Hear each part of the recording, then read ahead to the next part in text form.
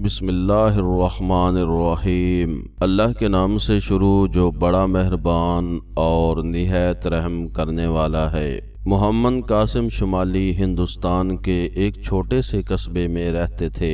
ایک دوپہر گھر میں آئے اور صحن میں بچے ہوئے پلنگ پر بیٹھ گئے۔ دوپہر کا کھانا نکالتے ہوئے بیوی نے کہا، حاجی بچی کی شادی بیاہ کی کچھ فکر کیجئے۔ بچی تھوڑی دور باورچی خانے کے چبوترے پر بیٹھی دال دھو رہی تھی۔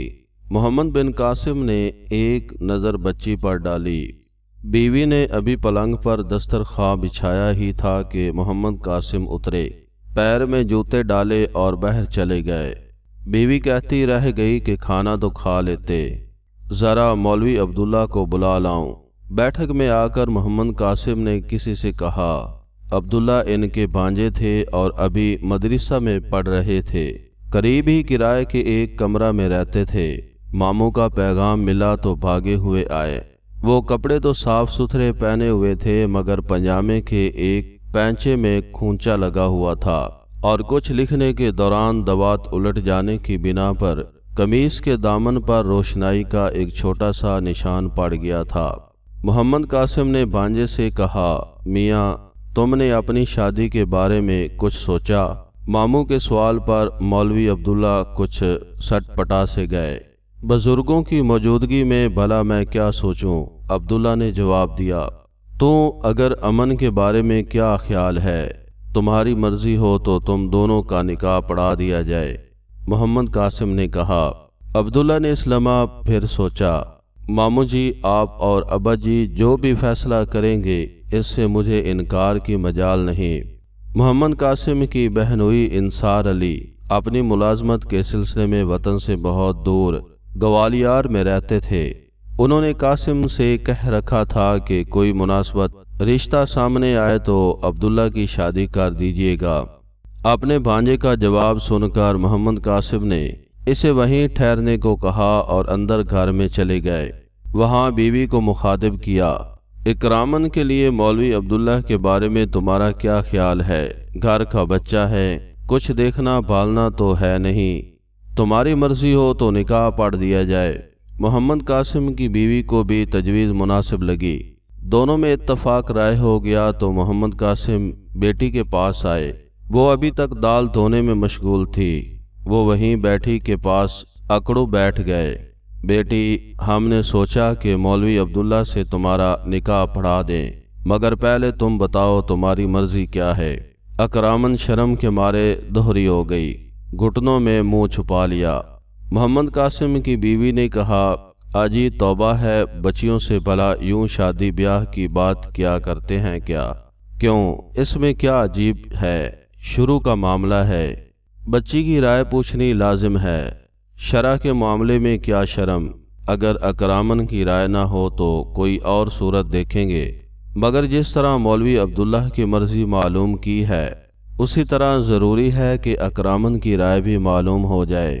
محمد قاسم کی بیوی نے کہا، باہیا بچیاں منہ پھاڑ کے ہاں نہیں کیا کرتی، انکار ہوتا تو وہ میری طرف دیکھتی یا اٹھ کر کمرہ میں چلی جاتی، اس طرح میں اس کا عدیہ سمجھ لیتی۔ ان معاملات میں بچیوں کی خاموشی ہی ان کی رضامندی ہوتی ہے۔ اسے بھی مولوی عبداللہ کی طرح بھلا کیا اعتراض ہوگا؟ بیوی کی اس بات سن کر محمد قاسم اٹھے اور باہر چلے گئے۔ بیٹھک میں عبداللہ ماموں کے انتظار میں بیٹھے ہوئے تھے۔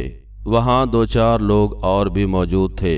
محمد قاسم نے ان کو بلایا اور کہا، میں مولوی عبداللہ کا نکاح اپنی بیٹی امت الکرام سے کر رہا ہوں۔ انہوں نے ان میں سے ایک آدمی کو 2 پیسے دے کر کہا، نکڑ کی دکان سے تھوڑے سے چھہارے لے آنا۔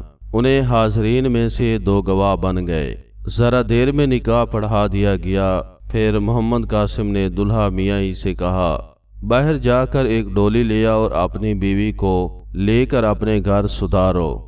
ڈولی آ گئی تو محمد قاسم پھر گھر میں آئے اور بیٹی کے پاس گئے، جو ظہر کی نماز پڑھنے کے بعد ابھی جا نماز ہی پر بیٹھی تھی۔ بیٹی اللہ کا شکر ہے میں تمہارے فرض سے سبق دوش ہو گیا۔ مولوی عبداللہ ڈولی لیے باہر تمہارے منتظر ہیں، اب تم ان کے ساتھ اپنے گھر جاؤ۔ محمد قاسم کی بیوی نے کہا، ارے ایسا چٹپٹ شادی بیاہ کر دیا، مجھے کچھ تو مہلت دی ہوتی کہ بچی کے 2-4 جوڑے کپڑے بنا دیتی، کم از کم نکاح کے وقت تو اچھے کپڑے بدلوا لیتی۔ کیوں، ان کپڑوں میں کیا عجیب ہے؟ کیا ان میں وہ نماز نہیں پڑھ سکتی؟ بھلا وہ نماز کیوں نہیں پڑھ سکتی؟ ابھی تو اس نے ظہر کی نماز پڑھی ہے انہی کپڑوں میں، تو بس نماز کے کپڑوں سے اچھا جوڑا اور کون سا ہوگا؟ رہی بات بچی کی، کچھ دینے دلانے کی تو کوئی ضروری ہے کیا آج ہی دو؟ تمہاری بیٹی ہے اور مولوی عبداللہ بھی تمہارا ہی بیٹا ہے، ان کے لیے کیا تکلف کرنا؟ ہاں، گھر کی ضرورت کا سامان جب چاہو بھجوا دینا۔ اس اسنا میں ماں نے اکرامن کو برقع اڑایا، دعا دی، باپ نے سر پر ہاتھ رکھا اور لے جا کر ڈولی میں بٹھا آئے۔ لے جاتے ہوئے بیٹی کو زندگی، شوہر کے حقوق اور گھریلو ذمہ داریوں کے بارے میں نصیحتیں کرتے رہے۔ ادھر ڈولی روانہ ہوئی، ادھر ماں نے نائن کے ہاتھ بیٹی کے روز کے کپڑوں کی پوٹلی اور کھانا پکانے اور کھانا کے چند برتن بھیج دیے۔ بس یہی کل جہیز تھا۔ اگلے دن محمد قاسم نے بیٹی داماد کو گھر پر بلایا۔ گھر میں جو سالن روٹی پکا تھا باہر مردانے میں لے کر آئے، اور جو لوگ بیٹھک میں موجود تھے ان سے کہا، بھائی یہ مولوی عبداللہ کا ولیمہ ہے، ان کے ابا تو گوالیار میں ہیں، وہ تو گرمی کے موسم ہی میں آئیں گے۔